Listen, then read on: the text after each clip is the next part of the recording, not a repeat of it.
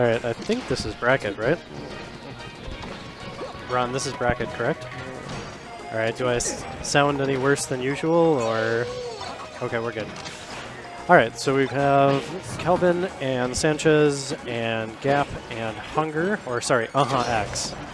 So this team's kind of interesting. The genesis of the Hunger Gapw team, or the Gapw team, this is a relatively recent team. They've teamed a couple of times before. Gapw is a Appleton player who doesn't get out too much, primarily a net play player. He's the Fox. Is Hunger, a.k.a. Girthworm Jim, a.k.a. any other clever tag that Gorman came up with. And he's the Falco, and he's a very solid teams player historically. Pretty solid, knows what he's doing. He's got backgrounds all the way back in the Brawl days. I think 2009, one of the MLGs, he did really well. So he's a really solid teams player.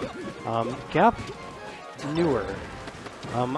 As far as the other team goes, obviously Kelvin's the Falcon, SanchAZ is the Sheik, and frankly, he looks pretty good.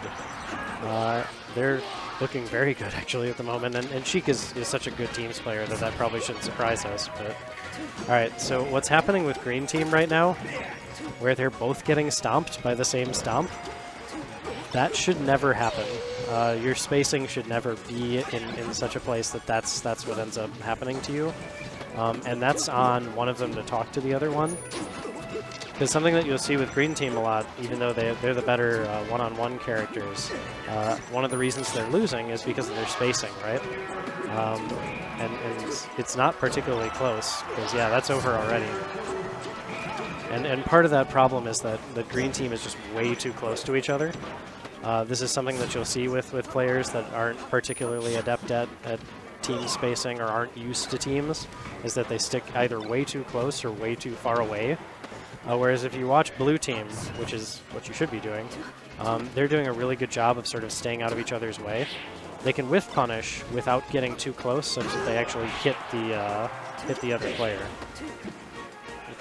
Because, yeah, and that's it.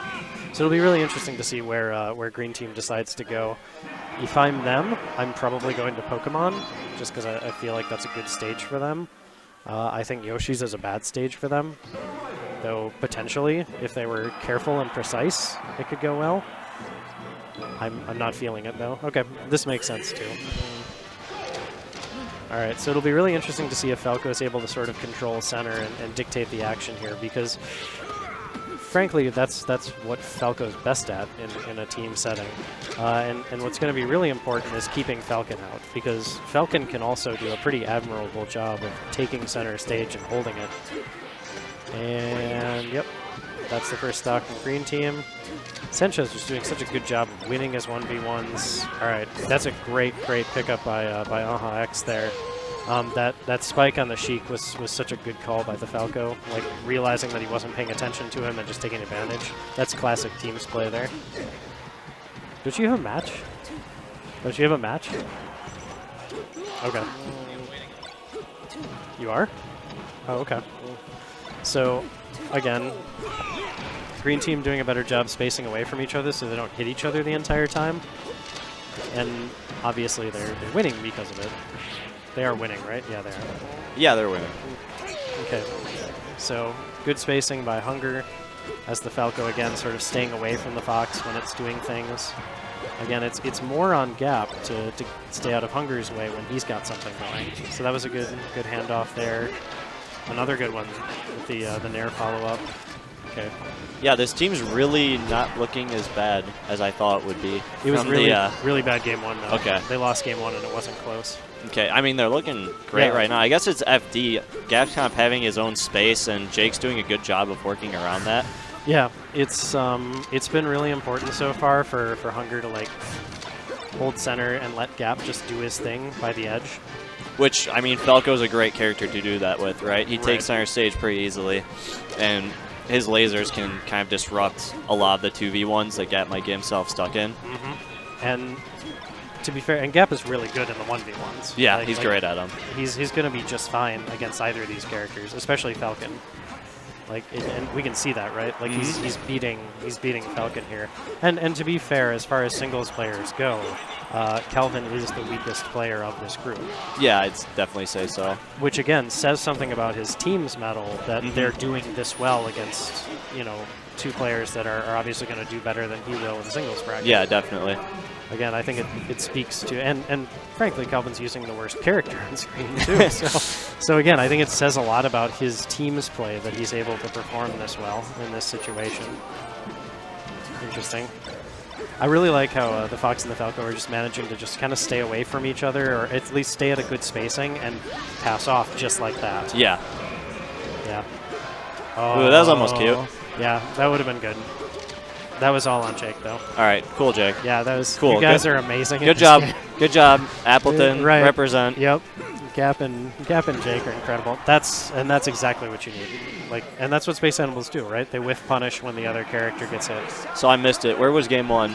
Game 1 was on Battlefield. Okay. I would expect that we'll. I would hope they wouldn't go to Yoshi's because, frankly, I would think Dreamland. Falcon's going to live forever in teams. Sheik lives forever in teams on Dreamland, honestly, right. if you can keep her from getting edge guard. I would expect you ban Dreamland, though, so that would leave them between Yoshi's and Battlefield, probably. Not Battlefield, I'm sorry. All right, I got a match. All right, good luck. I would expect we'll be Yoshi's or Pokemon. Yeah. Okay, this will be interesting. All right, and SanchAZ switches to Fox, which makes sense here. It also is going to be problematic. He doesn't know this, but James is incredible at the Fox Ditto. That is, the green Fox is amazing at the Fox Ditto. And so what I think we're going to find is that in these 1v1s, James, the green Fox, is going to dominate the blue Fox. That was a great knee. Now, he didn't get anything off of it, but it was really great team's awareness by Kelvin to get the knee there when James wasn't paying attention. James being Gapw in this case. All right, good edge guard. That's a free stock. So what green's going to want to do, because they've been playing more 1v1s, interesting, they're going to want to get the Foxes on each other, and they're going to want to get that Falcon-Falco matchup. Jack joining us on commentary. Jack, how's it going? Just the silent observer currently. I mean, you can collect your thoughts and sort of give us what you arrive at. Well, I saw a Falco off stage, and I knew that was a dead Falco immediately. In teams, though, he's not so bad. Like, in teams, you can do something about it sometimes. Well, you got a buddy to come save you. So, again, what we're seeing is when SanchAZ is against Hunger, I think that's a situation. So, again, that's blue Fox against green Falco. I think that's a bad situation for the green team. Okay, so green is getting too close to each other, and they're going to pay for it by losing at least one stock. Oh, but you put Gap's neutral over SanchAZ? I don't think it matters what their neutral is when they're right next to each other by the ledge. I think in that case, oh, gotcha. I think in that case, Gapw wins, as he keeps doing so far in this game. But, and we saw this already right here. Okay, so he missed the knee there, but Kelvin's actually managed to punish him for that a couple of times for not paying attention. And that's one thing the Falcon's really good at in teams, is coming in with that knee when you're not paying attention. All right, let's see if they get the edge guard here. They do not. Good save by the Falcon. Again, I know he's lost all the stocks, but that's what Falcon does. And Kelvin's done a really good job of putting himself in positions to save when he can, just like that. So this is super close. Interesting. And again, green has to be careful not to get too close to each other here. That was totally unnecessary, Jake. SanchAZ doing the smart thing there. Oh, geez, he lost his stock there. Okay, so this is super, super close here. So if I'm blue this is team, last game. Yeah. Okay. Interesting. If I'm blue team, I want to switch this up because I don't like having Falco with a Falcon in the middle of the stage. Agreed. I think Falco has a distinct advantage there.